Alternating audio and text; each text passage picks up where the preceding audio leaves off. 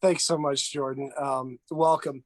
My name is Jason Ackerman. I'm a professor of American Studies and English at IUPUI and the director of the Center for Ray Bradbury Studies. I'm joining you tonight from our recreation of Ray Bradbury's home office that has been constructed with entirely original artifacts that were generously donated to the center by Ray Bradbury's family. People always ask, why is all of this stuff in Indianapolis? Why is Bradbury's material legacy preserved here in this wonderful city? And it's because of Dr. Jonathan R. Eller, Chancellor's Professor Emeritus, co-founder and former director of the Center for Ray Bradbury Studies. He knew Ray Bradbury for many years. And when the great author passed away in 2012, his family wanted to make sure that his personal effects were preserved and made available to the public. They were very familiar with Dr. Eller's work in the Bradbury Center and his intellectual commitment to Ray Bradbury's life and works. And so they generously donated this amazing collection to the center.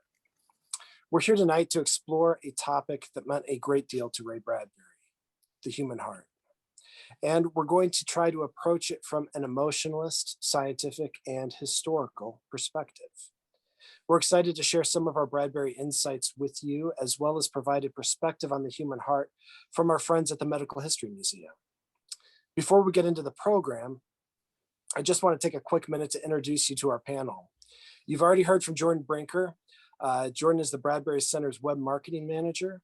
If you follow us on social media, you've seen some of her work as she manages all of our social media accounts. And she also oversees all of the official Ray Bradbury legacy accounts on Facebook, Twitter, and Instagram. We'll post links to all of those in the chat so you can follow us if you're not doing so already. We also have Alicia Beard, the Bradbury Center's archival and creative projects coordinator. Alicia is wrapping up her graduate degree in museum studies, and she is much, much better than I am at making sure that these virtual events run smoothly. We are very happy to collaborate with the Indiana Medical History Museum on this event. Tonight, Sarah Halter, Executive Director of the museum, is joining us, and we will kick things off with her. When we were looking at our program lineup for the upcoming year for 2021, it was really important for us to begin our outreach and begin collaborating with other institutions in Indianapolis. In late 2020, Alicia designed a Ray Bradbury exhibit that featured an interesting quote from Ray Bradbury that we encountered in Dr. Eller's first volume of his biographical series on Ray Bradbury. I'll share that quote with you now. It is all too easy for an emotionalist to go astray in the eyes of the scientific. And surely my work could never serve as a handbook for mathematicians. Somehow, though, I am compensated by allowing myself to believe that while the scientific expert can tell you the exact size, location, pulse, musculature, and color of the heart, we emotionalists can find and touch it quicker. So this got us thinking, what if we did a program with someone who could shed some light on the things that Bradbury mentions in that beautiful quote?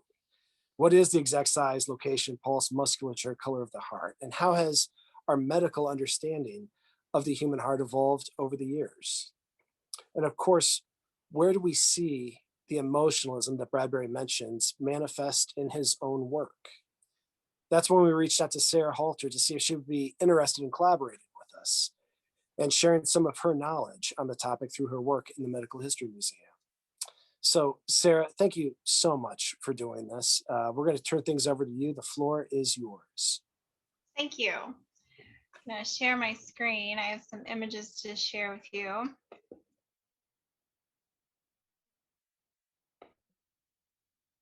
I believe I know what I'm doing.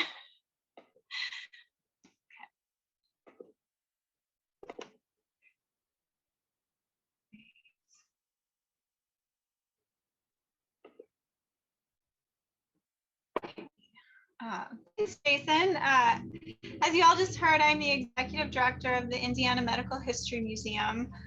I don't want to use too much of my time talking about the museum because I have something cool from our collection to share with you after a little bit of information.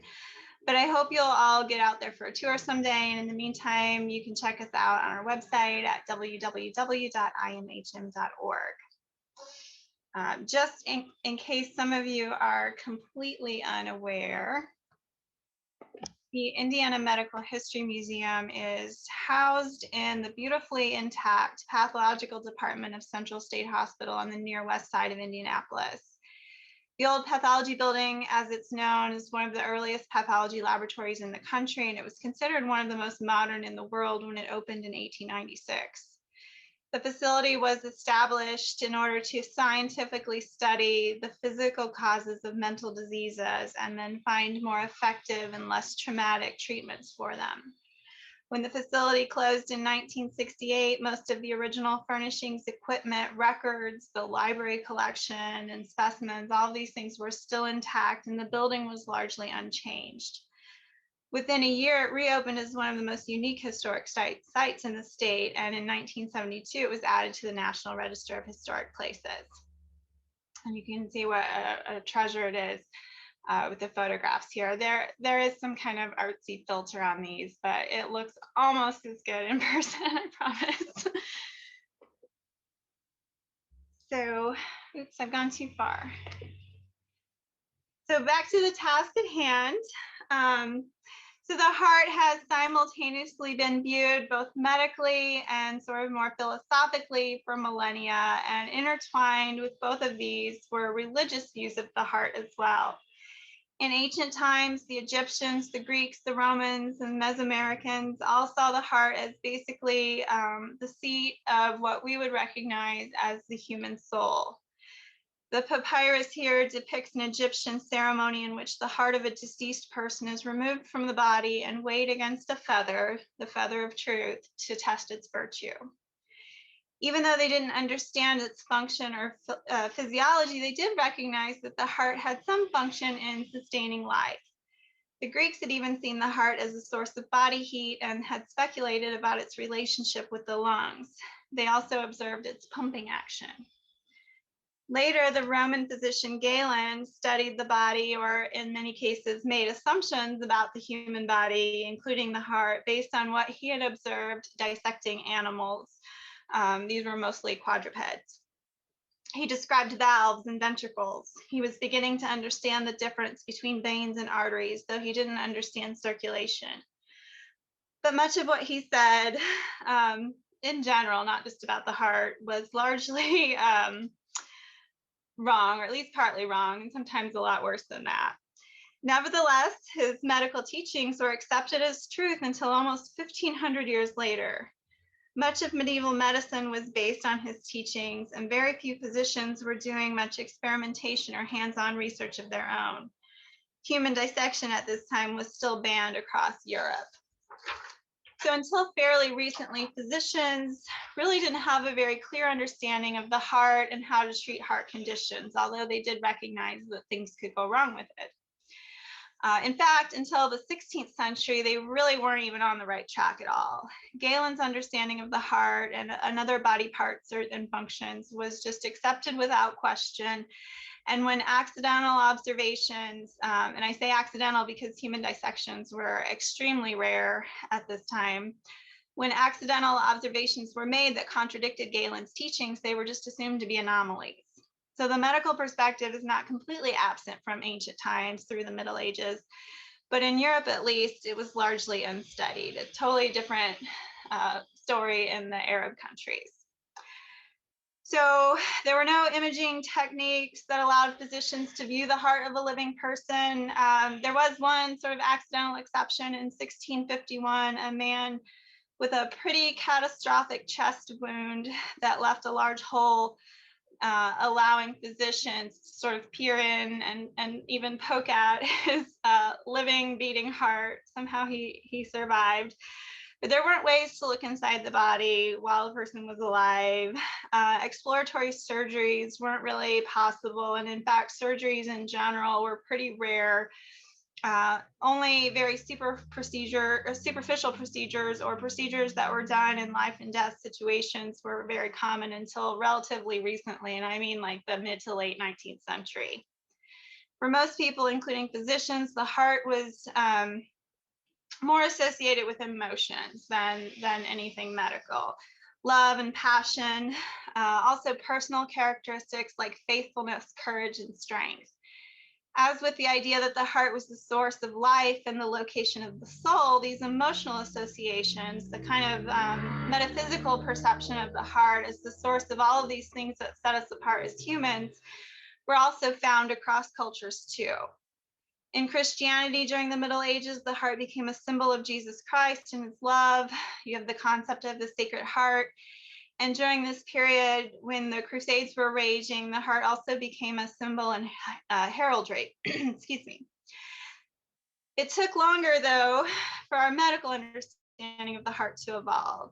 As we've seen, Galen pretty much had the final word on the matter until the mid 16th century, when along came Andreas Vesalius, who would completely revolutionize anatomical study and the field of medicine more broadly. Here's Vesalius. He's the one who's not tied to a pole. He was the first to rely on his own firsthand observations and conclusions, and to openly question Galen's teachings. By this time, though it still wasn't common, there were places in Europe where human dissections were in some cases legal, and Padua was one such place. And while he was studying human anatomy there at the University of Padua, Vesalius was supplied with a pretty steady stream of cadavers, and these were the bodies of executed criminals. In 1543, he published his own anatomy book based on these dissections and what he learned from them. It was called The Fabric of the Human Body, and it was full of these incredibly detailed and accurate drawings of the inside of the human body. These would make really excellent tattoos if you're in the market for one. This is just one example. And here's a drawing of a dissected heart from his book. His work changed medicine forever and inspired physicians to actually study the body and how it worked. And it led to advancements in anatomy, physiology, surgery, all of these areas that made everything that came later possible. But because of the dangers of exploring the living heart and the lack of modern technology, advancements related to the heart still lagged pretty far behind some other areas of research. Some physicians in the 17 and 1800s began sort of experimenting with human patients here and there in kind of emergency situations, but they had little or no success, and they were almost always denounced by their peers for doing so. Experiments on dogs were permitted, but that didn't always translate. Some of the same problems that Galen had in making assumptions about human anatomy based on the anatomy of quadrupeds. It's the same kind of problem that he had. But they did experiment a little. In 1882, the first successful suture of a heart wound was performed on a dog. In 1910, a successful precursor to the modern bypass surgery that was called a shunt procedure was performed on a dog also. But anytime these procedures were attempted on humans, it was very much frowned upon. These doctors recognized things like coronary heart disease, heart attack, stroke. These had always affected people going back to ancient times, but there wasn't much that could be done for them. And in fact, we really didn't even know enough to prevent them. But then in the early 20th century, things began to change pretty rapidly. In 1925, a successful minor heart operation on a young girl made waves throughout the field. In 1928, the first major operation to repair a damaged artery on a human was performed, which caught the media's attention as well as the medical profession. In 1944, a team of doctors developed what was known as Blue Baby operation, which really kind of launched a surge in cardiac surgeries. And as is celebrated here on the cover of Time magazine from December 15th, 1967, the first heart transplant was done in South Africa. This was exciting, but for a very long time, these still were not very common because they were almost never successful. So in the museum's collection, we have a number of things that relate to, depict, or describe the heart that I wanted to share with you. kind of the real thing today. So you can visit our website to learn more about the anatomical collection that you can see a little bit of here. These were collected during autopsies on patients who passed away in the hospital for the purposes of education and research. They were originally displayed with very clinical descriptions of tumors and lesions and traumatic injuries. But about a year and a half ago, we unveiled a new interpretation of these specimens that highlight the people represented by the collection and their lives and experiences. And the heart specimen here is from our collection, belonged to a patient named Lena, who came to what was then called Central Indiana Hospital for the Insane in 1922, and she died there in 1929. I mentioned the old interpretation of these specimens. This was kind of the things that the pathologists, when this was a functioning laboratory, thought were important for students and physicians to recognize. You can see here the original label that described this specimen, number 856. This gives you no real sense of the humanity that it represents. It doesn't allow you to empathize or connect with the specimen in any human way. We know so much more about Lena than what is on this label, and the new label tells her story, not the story of her rheumatic mitral disease or the minute vegetations on her mitral valve. So Lena was born on March 4th, 1881 in Madison County, Indiana. We don't know a whole lot about her very early life, but we do know that she began having seizures when she was 16 years old. And we know that this was 2 years after her first marriage to a man named William, and about a year after the birth of their first child, Marguerite. We know that prior to her hospitalization, she had sustained several injuries, a couple of them kind of severe, also burns, that she sustained during her convulsions, which often came with no warning. Lena had experienced some psychiatric symptoms in addition to her seizures. As early as 1919, her third husband, George, stated that she was a bit paranoid, melancholy, restless, that she sometimes had suicidal thoughts. And this one bothers me. She's noisy and talkative, which I am as well. But there was no seriously deviant behavior. There was no criminal activity in her past. She had no history of drug use or excessive alcohol abuse. She was reasonably intelligent and could read and write. She'd worked several jobs, including as a laborer in a butter dish factory and peeling potatoes at a hotel restaurant. We know, well, we don't know when she and her first husband divorced, and we don't know for how long or when she was married to her second husband. There was a second husband in between. But when she was 24, she married her third husband, a farmer named George. This is 1905. With George, she had another daughter, Mary, who was born in 1908, and two sons who died in infancy in 1910 and 1913. One night in 1921, Lena became suddenly violent, and we don't really know what specifically led to this violent outburst, but George had noticed recently that she was becoming increasingly paranoid. She was saying that she believed she was mistreated and that everyone was against her. People were talking about her behind her back and all of these things. At this time, she was not arrested, but she was taken to the county jail because there was no other place where she could be held. And then soon after that, she was released back to her home. This and her convulsions led to an insanity inquest in the Madison County Court on February 15th, 1922. And then her commitment by a justice of the peace on February 23rd. She was admitted to Central State Hospital on March 9th. On the day of her admission, Lena was described in hospital records as quiet, hard of hearing. They indicated that she did not know where she was. She had not been told she was going to this hospital. Though she did answer questions, posed to her intelligently. And this was when she was told that she was in a hospital for treatment of her convulsions. She was found to be reasonably healthy other than her convulsions, and she was experiencing those at the time about once every day or two. So she was diagnosed with epileptic psychosis.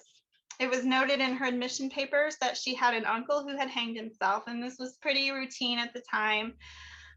Insanity was considered by many physicians to be largely hereditary in nature, but her epilepsy was attributed not to hereditary insanity, but to rheumatic fever that she had when she was a child. Rheumatic brain fever, as this was known, is no longer an accepted diagnosis. Epilepsy wasn't well understood at the time either. There weren't a lot of treatment options. There's still a lot we don't know, but because there were no ways to treat people and it was so misunderstood during Lena's time, there were still places where epileptics were not allowed to get married. Some were sterilized, and many, like Lena, were institutionalized. During Lena's time at the hospital, we have these medical records that include vital signs and exam notes. We have the original autopsy report, which is what you see the first page of it here. But we don't know a lot from her perspective while she's in the hospital, except during a short period between September of 1923 and 1924. A handful of letters that she wrote have survived with the family. They were mostly written to her daughter, Mary, and her husband, George. And throughout these 9 letters, Lena repeatedly laments the fact that her family and friends don't write to her or visit her in the hospital. She insists over and over again that she's feeling fine and rarely has these convulsions, which she refers to as those spells. She wants so badly for George to come and take her out of the hospital. He had promised when he put her there that he would come back for her, that she was there to get better and then come home. She wanted to be at home with her family before she died. Many others, Mary and others, I'm sorry, did write to her, but only once in a while. And she had a couple of brief visits during this time, but that's it. It's clear that she doesn't hear much from her family, who she thinks have all moved on completely and forgotten about her. She finally did get a letter from George in January of 1924, but she never did go home. The last letter the family has from her is dated May 27th, 1924. But Lena lived almost another 5 years. Did the correspondence continue, but the letters haven't survived? That's likely. Did the family cease contact? That's also not unlikely. We just don't know. In several of her letters, Lena made comments about George's new girl or him finding a new wife. But when her daughter asked her what made her think such things, she said, a bit understandably, that she assumed he had found someone new because he didn't ever write to her or visit her. We know that George did remarry, but much later, not till 1936, which was 7 years after her death. By the time Lena passed away in 1929, she was very weak, exhausted, unable to feed herself. During the autopsy, the pathologist, Dr. Walter Broich, looked very carefully for any organic or physical cause of her seizures, and he found these unusual physical changes to her heart that could likely have been caused by the rheumatic fever she had as a child. And so he settled on rheumatic fever causing endocarditis as a cause of death. The specimen was preserved because there were indications of rheumatic mitral disease, which did likely result from rheumatic fever and which causes the mitral valve to not work properly. This can be a congenital defect, but it's also very often caused by rheumatic fever, which is a complication of a strep infection that can affect the heart. It can lead to irregular heart rhythms, high blood pressure that affects the blood vessels in the lungs, blood clots, heart failure, and stroke. And so her death certificate is here. It lists endocarditis as the cause of her death. She was sent back home. Her body was sent back home to be buried in a local cemetery. We know that that happened, but at some point during the 20th century, the headstones in that cemetery were disturbed. And so nobody knows where exactly in that cemetery that she is located. So when her family wanted a place to visit and pay their respects, they made a trip from Western Pennsylvania to the Indiana Medical History Museum to visit her there, which I think was really pretty powerful for us. And that's all I have. This is Lena. The only picture we know of that exists of her. So I will turn things back over to Jason, I believe. Yeah. Thank Well, you. Sarah, thank you so much. That's absolutely fascinating. And Lena's story is so uh, heartbreaking and poignant. Yeah, it's interesting. My grandfather had rheumatic fever as a child, and he suffered from heart problems his entire life as well. Um, uh, so let's transition. Let's connect the kind of historical, the wonderful historical perspective that Sarah provided um, with the author that we're celebrating tonight as well, Ray Bradbury, who was very much an emotionalist, was very much concerned with the human heart in a variety of ways. And most people know Ray Bradbury as the author of Fahrenheit 451, and that was largely my knowledge of him until I started teaching at the university level in 2012. Uh, I just finished a master's in business, and that qualified you to teach entry level classes in Illinois. And I was working for a university, and they needed people to teach freshman composition. I'd always dreamed of doing what I do now, essentially, teaching literature courses. And I wasn't sure how I felt about teaching a writing course because I never really enjoyed any of the writing courses that I took in my undergrad. Not that I didn't have wonderful professors, I preferred the literature side of things. And I knew how to write. I didn't know how to teach other people how to write. And I remember those early weeks preparing for class and coming up with lectures, because I thought that's what professors did, is they lectured on writing. And you can only stand up and talk about writing for so long before running out of material. But every night I'd prepare a presentation and think that it would take me the full hour. And usually 20 minutes into class, I was done with my slides. The students didn't have questions, and we were meeting in a writing lab. So the students had computers right in front of them. So I would make up a writing prompt on the spot and just have them write for the rest of the time. And after a few weeks, I think the students started. I got the feeling the students were getting skeptical of my approach, but honestly, that's how I learned how to write. I learned to write by writing, and I was looking for something to validate my approach that I could share with the students to let them know that I'm not just winging it, even though that's largely what I was doing. And I came across this short video clip of Ray Bradbury. At that point, I'd read Fahrenheit 451. I hadn't read anything else by him. And in that short video, he talks about how he learned how to write, how he began writing every day of his life from age 12 to age 22. And it wasn't until after he'd written for 10 years and continued practicing his craft that he sat down at the typewriter one day and he wrote this story called The Lake. And it's about a childhood trauma.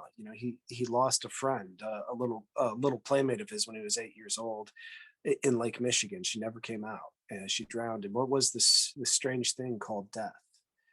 And he wrote a beautiful story that I think is really a love letter to his to this girl, that kind of fictionalizes the events that happened there.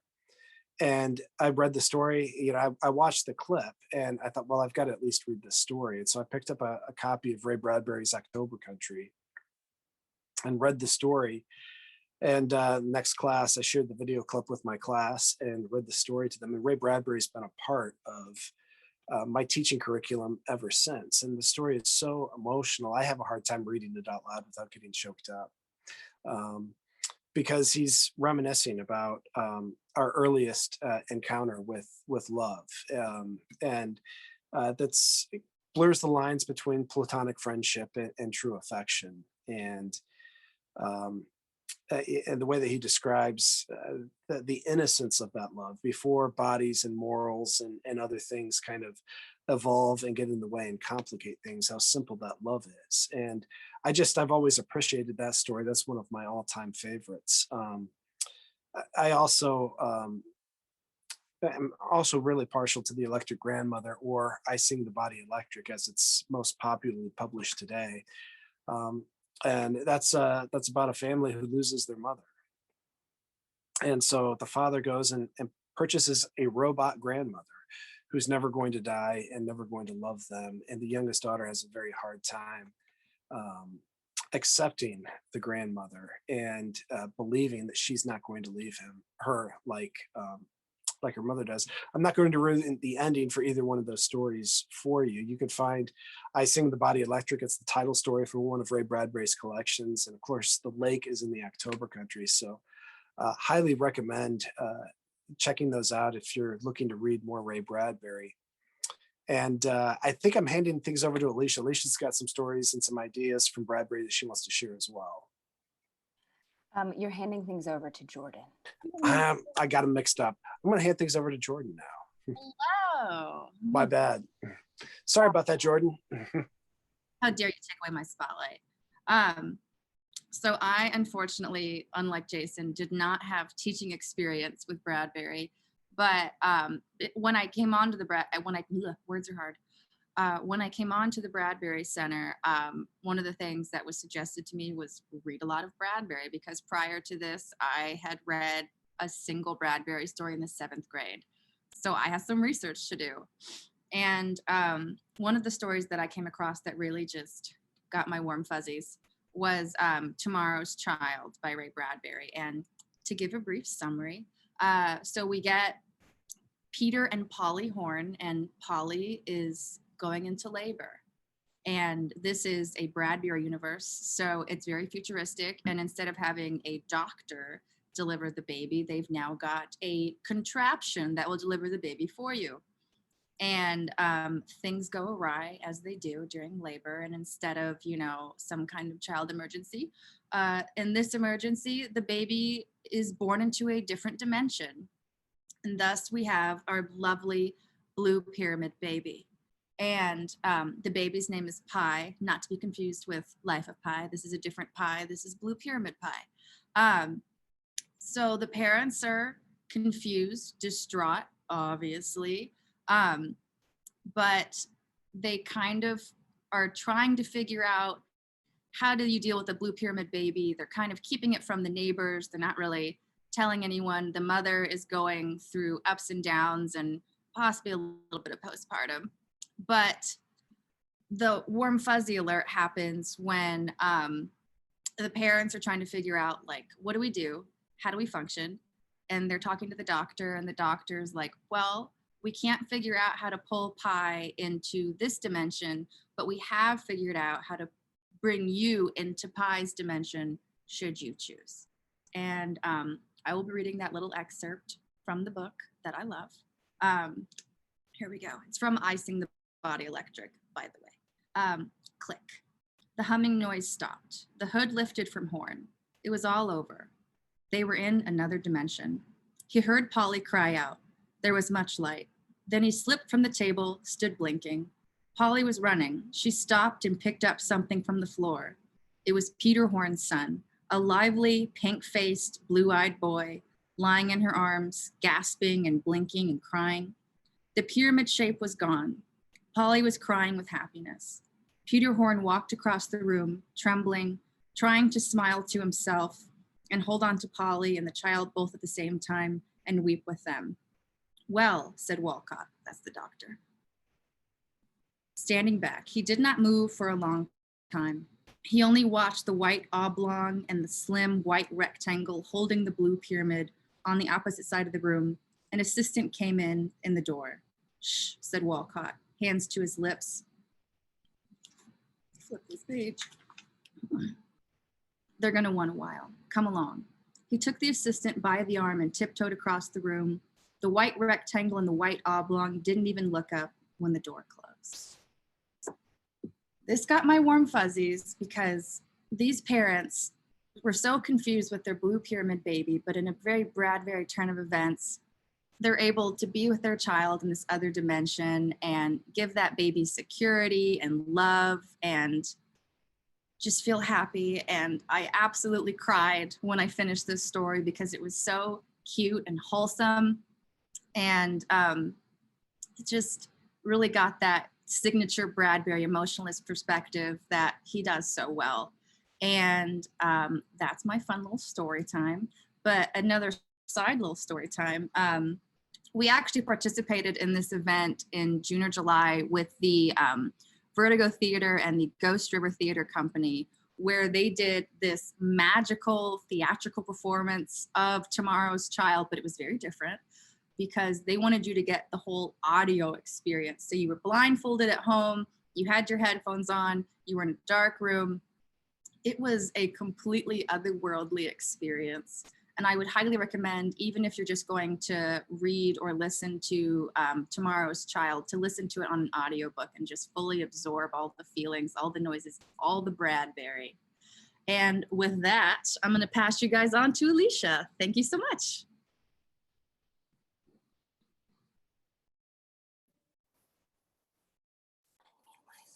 Okay, I said I wasn't gonna do it, but I'm gonna do it.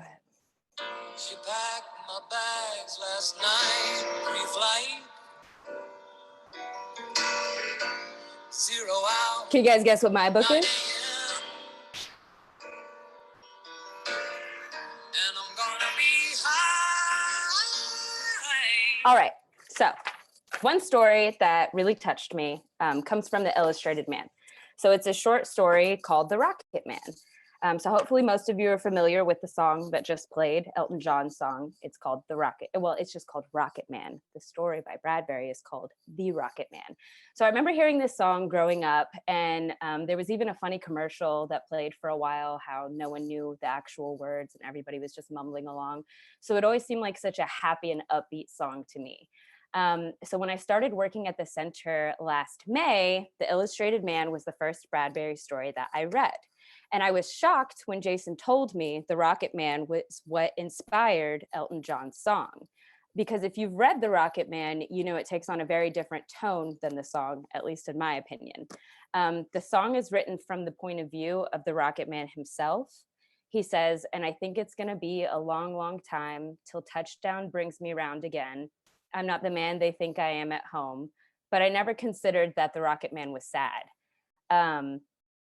The story, however, is completely different. It's from the point of view of the Rocket Man's child, whose mother desperately wants the Rocket Man to stay home for good and stop returning to space. So I'll read the first few paragraphs. It's in The Illustrated Man. The electrical fireflies were hovering above Mother's dark hair to light her path.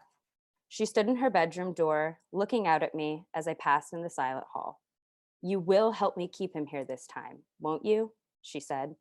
I guess so, I said. Please. The fireflies cast moving bits of light on her white face. This time he mustn't go away again. All right, I said after standing there a moment, but it won't do any good. It's no use. She went away, and the fireflies on their electric circuits fluttered after her like an errant constellation, showing her how to walk in darkness.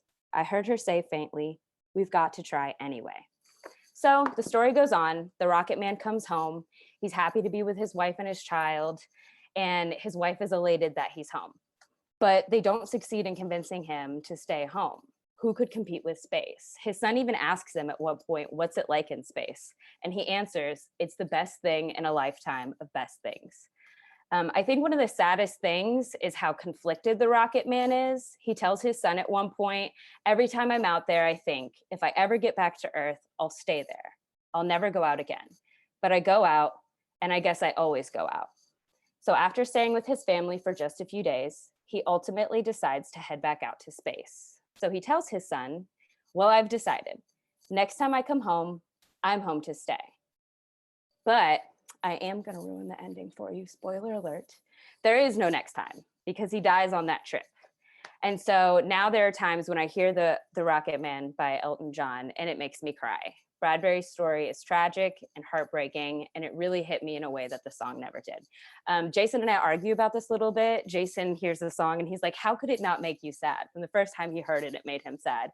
I just always, as a child, that is, I don't think it's gonna be a long, long time. But yeah. So that's my touching moment. So we're going to segue now into the question and answer session. I think we have 16 guests, so it's up to you guys if you would like to unmute yourself and turn your cameras on and ask us some questions that way. That would be great. Or we definitely have the chat going on. I have a question for Sarah to start us off. So one of the images that you shared, I think was, okay, let me unspot missed you, gallery view. Okay, so one of the things that you shared was one of her medical charts, and I think the end of it said she has the countenance of a melancholy imbecile. I'm not sure that that's the verbiage that we would use today, and I know that you guys have a lot of old stuff, so I don't know. What do you think about that? Do you guys have a lot of problematic stuff like that? How do you deal with that? Any funny stories along those lines? I can't think of one single funny story, but there are a lot of issues. I mean, language is important. Words are matter. We try to be careful, but there, 100 years ago, even 50 years ago, there was language used to describe human beings that we wouldn't use today, hopefully. And so it is difficult. A lot of idiot, imbecile, words like that. But then there's this other layer of, I guess it's a bit of a challenge, and that early on, the way people were diagnosed was not consistent. A lot of times it might be based on symptoms rather than like a particular cause. And so somebody might be described using 5 different words that to us mean totally different things, but they're used interchangeably. Or, a diagnosis may change over time. Dementia praecox is the same as what we would describe as schizophrenia. So the word is easy to translate, but our understanding of the disease has changed a lot. So there's that as well. The language is difficult at the Indiana Medical Absolutely. History Museum. It's like in the story that Jordan was sharing, there's a couple things that Bradbury wrote where it's kind of hinting at postpartum and stuff like that, but he doesn't exactly use that.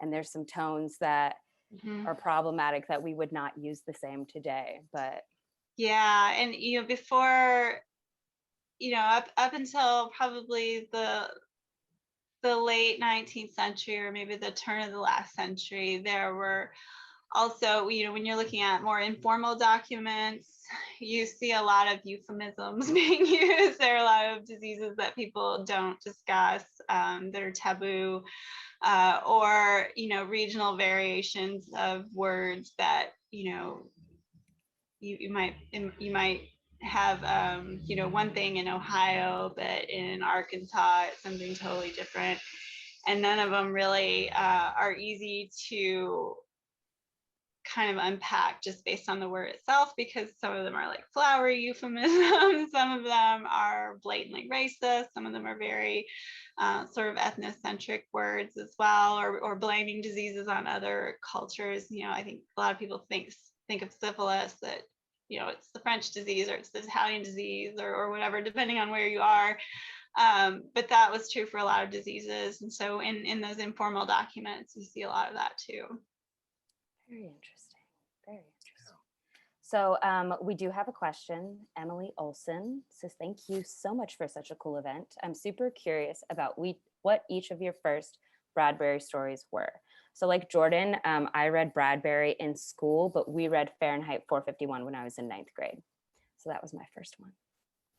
My first Bradbury story was, like I said, in the 7th grade. We read A Sound of Thunder, and I don't know why I didn't read more Bradbury, because I loved that story. I would reread it in my big anthology from middle school. And what's wrong? I mean, what's wrong with space travel and dinosaurs? It had everything I needed. What about you, Jason?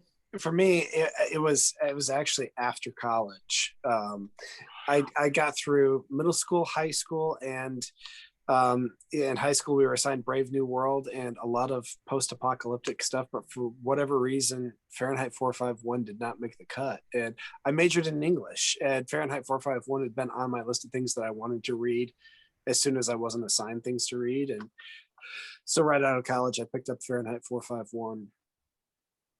Awesome. Yeah. Excellent choice. Yeah. All right, what about you, Jason, Jordan? Any questions for Sarah? Well, Sarah, have you read any Bradbury? Oh yeah. I serve on your advisory board, don't Of forget. course you do. Of course you do. Well, I'm a I big know. sci-fi geek. Yeah, the first story that I ever read, well, the first book I've read was Fahrenheit 451, but years before that, as a child, I had read The Halloween Tree first, Mm. and it's still one of my favorites. Yeah. Yeah, and of course, I should have mentioned that when I was introducing you. Sarah's actually been connected to the Bradbury Center longer than I have, because she's been on the advisory board and was on the advisory board when I began working here in 2017. So you have a long history, but we don't give a litmus test to make sure that you've read Bradbury to make sure that That's she's sort of on fair. the board. So yeah, I figured I hedged the question a little bit. I'm not Um, offended. We did get another question. Bridget Irvine said, can you explain a little bit more about the word emotionalist? Is that something Bradbury used to describe himself? I'm going to let Jason take that one. And the second part of it, the name of the story about the dimension hopping baby, it is called Tomorrow's Child. I'll type it in here for you. Take it away, Jason. Yeah. So as far as how it's defined, I think Bradbury was a romantic. He and he was a defender of the human heart in a lot of ways. And in fact, Alicia, you could answer this question just as well as I could, because you put an exhibit together that had Bradbury as the defender of the human heart as a main feature in that exhibit. I'll tell you, But- it's not, I don't think it's in the dictionary, emotionalist. It's not like a legit word. It will tell you that it's spelled wrong in Word if you use it. So I think it was kind of something that, I mean, I don't know, you guys are English majors. Did you learn about like major emotionalists? I think it's connected with the romantics, Okay. and things like that. Yeah. But Bradbury didn't have any use for people who would dismiss somebody because they're emotional. He felt that emotions needed to be validated and explored and honored.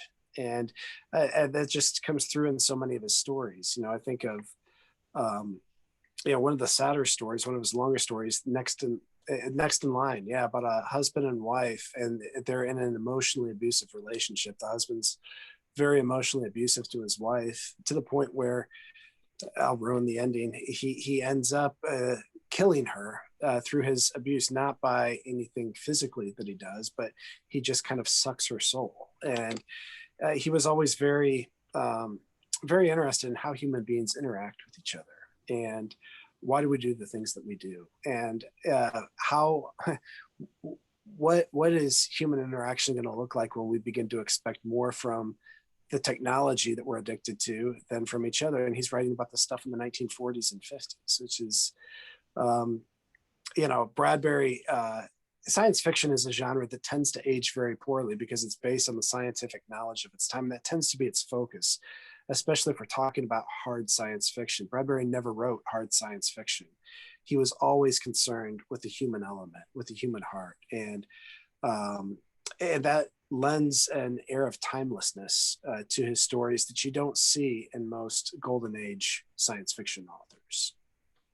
Yeah, I never knew how intimidating science fiction was until we all got a chance.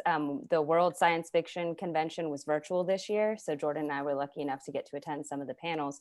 So I went to one on environmental fiction because I thought it sounded interesting, and it was daunting. And these authors were talking about how they didn't feel like they could properly write an environmental fiction story in which the problem of our environmental crisis was solved in the future, because they're not economists and they don't know how to make it play out realistically. And I was just like, I never even considered that you had to think of all of these things in order to write science fiction. So yeah, I think Bradbury has aged well in that respect. Going back to Sarah, so I know that you have that heart in your collection. How many hearts do you guys have in your collection?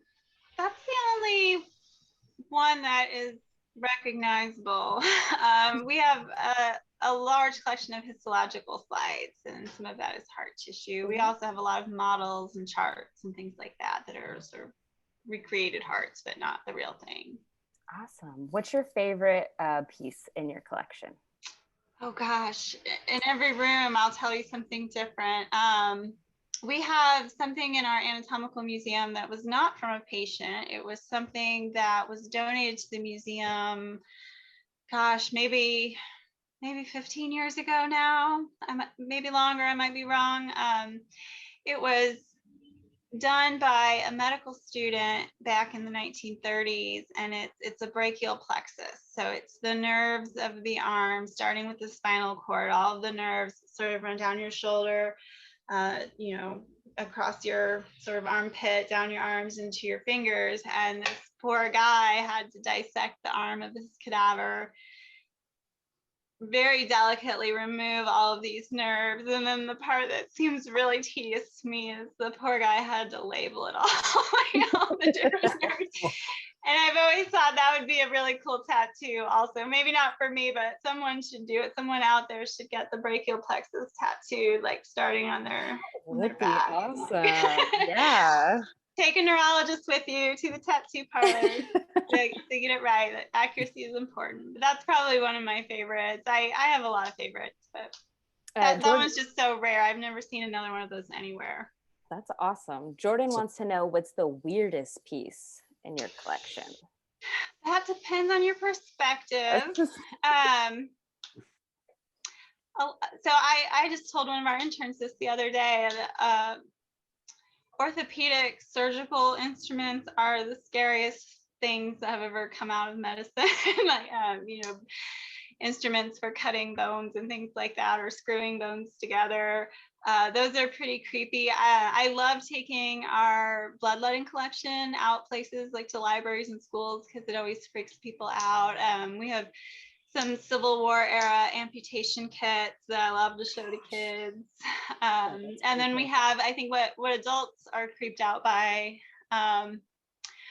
we have 2 Hemi heads in our collection, which is exactly what it sounds like. It's half of a head that's preserved in a jar like the other specimens are. We don't have those on display because we don't want them to be gawked at, or pictures of them end up in weird places on the internet, just to kind of protect those individuals. But they were both from female patients who died within a month or so of each other in 1929, the same year Lena died, but it's not Lena. And they were preserved as teaching aids. This was before imaging techniques. They had x-rays, which isn't great for looking at the inside of the brain. And so they were preserved for that purpose. And we have 2 of those in our collection. That's awesome. That's really awesome. What do you guys think the weirdest item in our collection is? That jar behind you. Yeah, it might be the jar. Yeah. It's always one of my favorites. Yeah. So based on another Ray Bradbury story that's in the October Country, this poor guy who lives in a very poor village goes to a carnival and he purchases a jar. He goes into one of those sideshow attractions, and he's just fascinated with this jar. And so he brings it home. Everybody sees something different in the jar. That Bradbury story was very popular in the 60s and 70s and even 80s. It's been adapted for television 3 different times, once for Alfred Hitchcock Presents. I'm pretty sure they did it in the Ray Bradbury Theater. And then Tim Burton, actually, when they did the revival of Alfred Hitchcock Presents in the 1980s, he did his own take on the jar. But that jar is from the very first Alfred Hitchcock Presents with all of the original contents in it. Somehow it miraculously survived in Ray Bradbury's office for 50, 60 years. And when they were getting ready to ship it out here, Dr. Eller was working with the family and everything. And the moving guys said, we're not moving that unless it's sealed. So Dr. Eller had to go and find some clear cement to seal it and make sure that it wouldn't come open. And he removed the lid, and he said Dr. Eller was former military intelligence. He's been all over the world. He says, I've smelled some very interesting things in my life, but I've never smelled anything as awful as what's in that jar. So we're very, very glad that it's sealed. Yeah.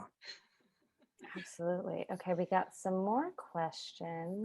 Emily said, Sarah, do you have any heart-related objects or documents in your collection that speak to historical understandings of broken hearts or broken heart syndrome? There are some of the psychiatric and psychology texts that we have. Those books do have things like that. We also have things like some people remember the Pearl Jam album Vitalogy. I'm finding that fewer and fewer young people these days do, which means I'm getting old. That album came out when I was, I think maybe a freshman in high school. I'm 40 now. But the cover art for that album and the insert was based on a book called Vitalogy that was marketed to families. It was published, and I mean, there were many runs of it, lots of editions, and it was kind of early 20th century. And it's full of interesting visuals and lots of information. It's like a good 3 or 4 inches thick. Actually, I have a copy of it right here. This is my copy of Vitalogy. Wow. How big it is. What So a tome. it's got a lot of like a lot of phrenology and some quackery stuff. It's got some good medical advice, like, hey, you shouldn't smoke because that's bad for your lungs. That's in here, that sort of thing. But it does talk a little bit about sort of relationships and things like that from the perspective of like a man who's trying to, say, find a husband for his daughter and trying to make choices based on things like the shape of his nose and, will he turn out to be a criminal, that sort of thing. So we have stuff like that. It's sort of it's a loose connection to that subject matter, but those things do exist. Yeah. It's That's fascinating. awesome. Let's see, there was another one. Fred wants to know, do the works of Ray Bradbury and the history of medicine shed any light on why the heart has come to be regarded as the seat of the soul and the seat of emotion? Is it because the chest is where emotions are felt? That's a great question. In terms of the history of it, I think Sarah's probably better equipped to answer that. None of Bradbury's stories really depict that. I mean, he's interested in more real life events and being in the moment. Doesn't really track the history, at least none of the stories that I've come across yet that come to mind. Yeah, I can't think of any either. But I would say nearly all of Bradbury's stories deal with the heart being the seat of the emotions in one way or another. Even when you're talking about the jar, I was like, that's another very touching, sad one. It is. It is. And horrifying too. Yeah.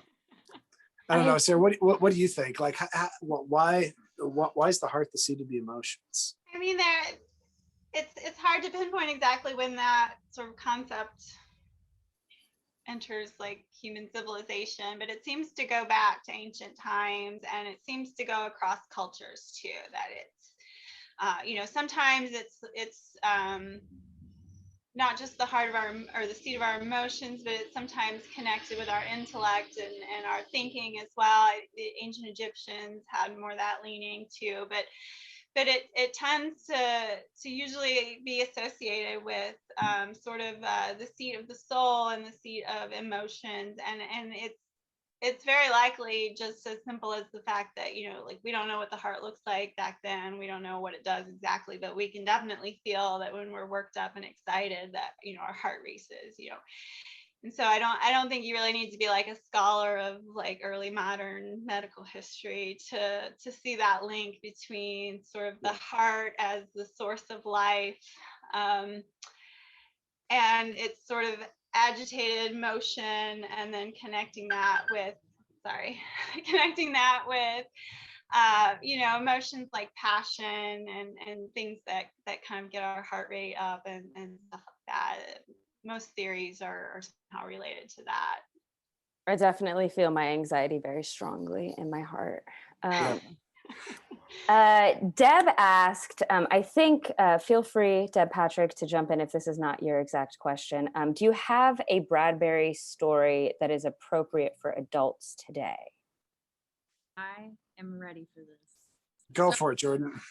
Okay. So So Bradbury, obviously very focused on sci-fi space travel, and because the Mars Perseverance will be landing quite soon on the 18th, is that right, Alicia? Absolutely. I would highly suggest reading the Martian Chronicles just to kind of see like the dichotomy of what Bradbury saw as what Mars travel was going to be like, what it would be like to live there versus like what's going on currently. It's magnificent, and it's such a good book to read if you haven't read it already, Deb. I highly recommend it, or to anyone else in the room. It's really Yeah. good. Jason, where was that video from? Bradbury was sitting up with they were physicists or scientists, and he was speaking on Mars in the Martian Chronicles. And he Yeah. said, I'm not really sure why I'm up here. He said, I've got 9-year-old boys coming up to me and saying, Mr. Bradbury, you said that the sun rises in the east on Mars, and that's just not right. Where was that? Is it on YouTube? Yeah, that's that was, I believe, in the late 70s. No, that was in the 60s. I can't remember what the occasion was actually, but it is on YouTube. It's a Caltech symposium, and Bradbury's there with Arthur C. Clarke and a number of other prominent people in the space program. People, Ray Bradbury couldn't figure out why he was invited. When during the 60s, when Kennedy said we choose to go to the moon, and NASA was in a hot race with the Russians, and we were trailing them. Bradbury was brought in to meet the astronauts and to speak to them. And this guy never went to college. Bradbury couldn't afford it. He was a child of the Depression. Right out of high school, he was selling newspapers in the afternoon and going to the public library in the morning. He educated himself. I mean, he said he graduated from the public library at age 27. He couldn't figure out why he's going and speaking with all of these brilliant people, until he met the astronauts and realized they'd all read his stuff when they were growing up, and his dreams of going to space and reaching the moon and the stars became their dreams too. So he was called to speak at a lot of events like that, but it was some sort of Caltech symposium, Alicia, that you're referring to. It was really funny. He said, I was really, really hoping that as they got closer, there would be Martians standing there with signs saying Bradbury was right. Yep. I'm tired of these kids coming up and correcting me on my science. Yeah. He was so charismatic. He was such a funny guy. Yeah, I think the weirdest thing that we've got in our collection, I really wanted to answer this. The weirdest thing to me is George Burns' DNA. All right. Here's a picture of Ray, very young Ray, with George Burns. His family moved to Los Angeles when he was in middle school, basically. And he was just a few miles away from all of the big Hollywood studios. And so he'd roller skate over there, and he would wait outside for celebrities to come out, and he would get his picture taken with him. And if you look at the picture here, you could see a little string attached to Bradbury's quote. It's because he was using his dad's camera, and his dad wouldn't let him leave the house with the camera unless it was physically attached to him, because he was afraid he was going to lose it. George Burns is smoking his cigar there and threw the butt away. Ray Bradbury saved the butt of that cigar, kept it his entire life in his office desk, and we still have it here in the center today. Yeah. That's my favorite weird object too. Yeah. One of We the got things- away from that, but I had to throw that in there. That's the weirdest thing that we've got, I think. Bradbury was a multifaceted, colorful character, and that's why we love him. Yeah. Anybody else? Any other questions?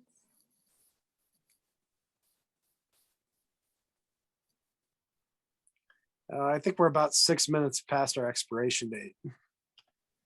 Oh my goodness gracious, we sure are. Okay, Yeah. well, I guess it's time to wrap it up. Yeah. Thank you so much for being here. Thank you, Sarah and Alicia and Jordan, for putting this event together. I basically got to show up. They did all the hard work. So thank you. Thank you all. Yeah. Y'all take care. Little heart into this and bringing us regular hearts. Enjoy. Got it all. Have a good night, everybody.